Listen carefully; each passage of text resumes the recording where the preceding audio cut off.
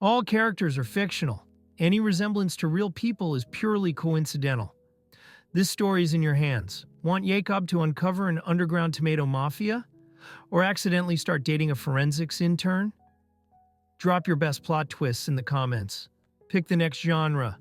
Subscribe to follow the weirdest detective Berlin's ever seen. It all started with a squelch.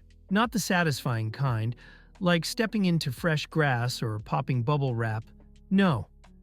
This was a wet, slimy, possibly life-changing squelch. And it came from right outside my apartment door.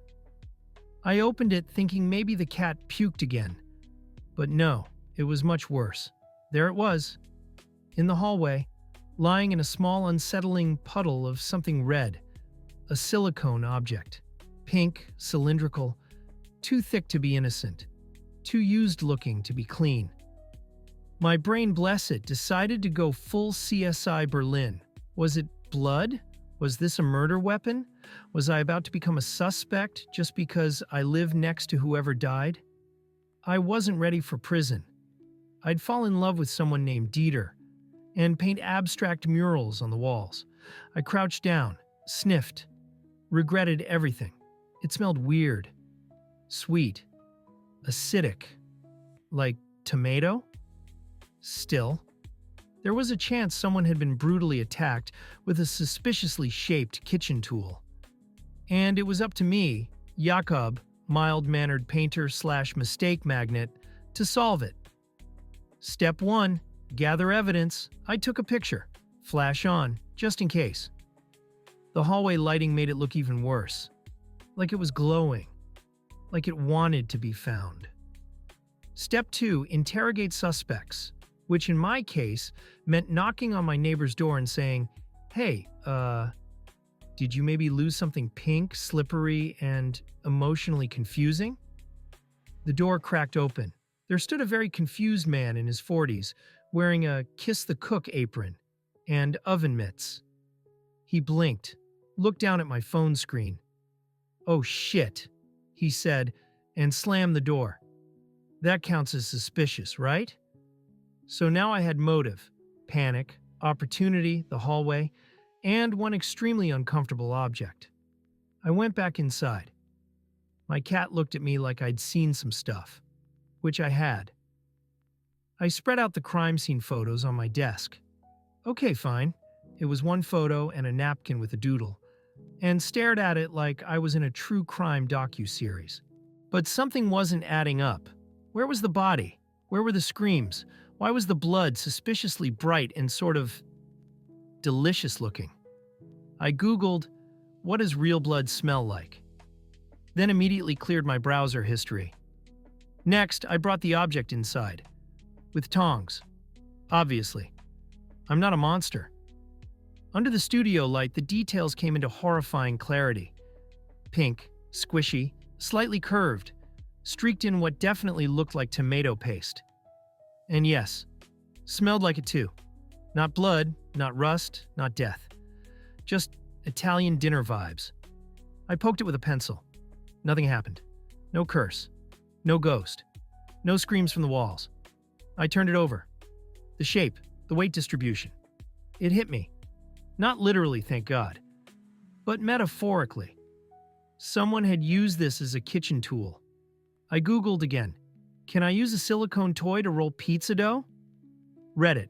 Desperate times call for silicone measures. BuzzFeed article. 13 ways to use a sex toy in the kitchen. Number 6 will haunt you. Pinterest was useless. I sat back, let it sink in. There had been no murder, no attack, just an overly creative neighbor with no rolling pin and a dream. Which brought me back to the man in oven mitts. I waited until I heard the hallway door again. Then I pounced. "Excuse me," I called. "Sir." He turned, still wearing the apron. I held up the silicone mystery tool, now in a Ziploc bag, because I'm nothing if not classy. His face turned beet red. He stammered. "My cousin sent me a recipe for Neapolitan crust, and I don't own a rolling pin." "So you used this?" I raised my eyebrow like a judgmental British detective. It was clean, he protested, and the tomato paste got everywhere because the tube exploded. I squinted. And you just dropped it in the hall? He shrugged. The cat startled me. I nodded slowly. That'll do it. We stood in silence for a second. Then I said, Do you have any leftovers? He blinked. You want to eat the pizza? I just solved a mystery. I'm starving. We ate in his kitchen awkwardly at a table covered in flour and open spice jars.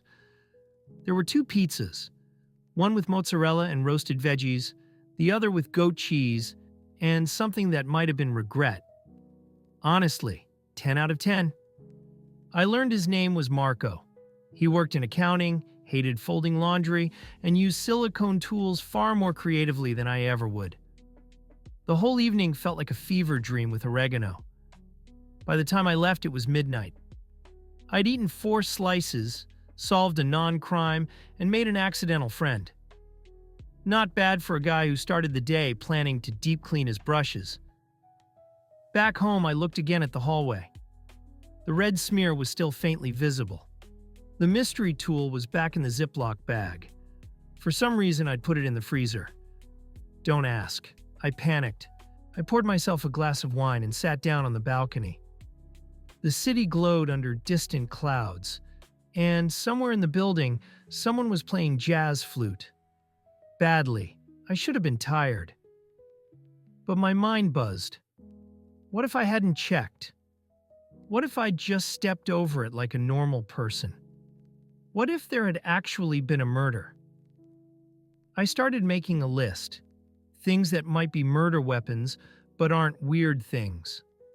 I've found in Berlin hallways. Things I now have to explain to my therapist. Spoiler. The list overlapped heavily. The cat jumped up and curled into my lap. I scratched his ear. Next time, I told him, you solve it. He yawned in my face and immediately fell asleep. So yeah, that's how I spent my Wednesday. Investigating a possible murder, interrogating a panicked man in oven mitts, eating criminally good pizza, and learning that tomato paste is surprisingly effective at simulating gore. Also, I now own a forensic kit that consists of tongs, Ziplocs, a scented candle, and zero dignity. If you've got ideas for my next mystery, drop them in the comments. Does my cat go missing? Do I find a severed mannequin hand in the fridge? Is there a cult meeting in the laundromat? You decide what happens next. Until then, I'll be in my studio, eating leftover pizza, washing my tongs. Trying to forget the phrase, kitchen-friendly silicone roller. Don't forget to subscribe. Trust me, this detective arc is just getting started. Also, minor detail. The red smear in the hallway? It was gone the next morning, but I didn't clean it. And neither did Marco. And now my cat is staring at the freezer like it owes him something.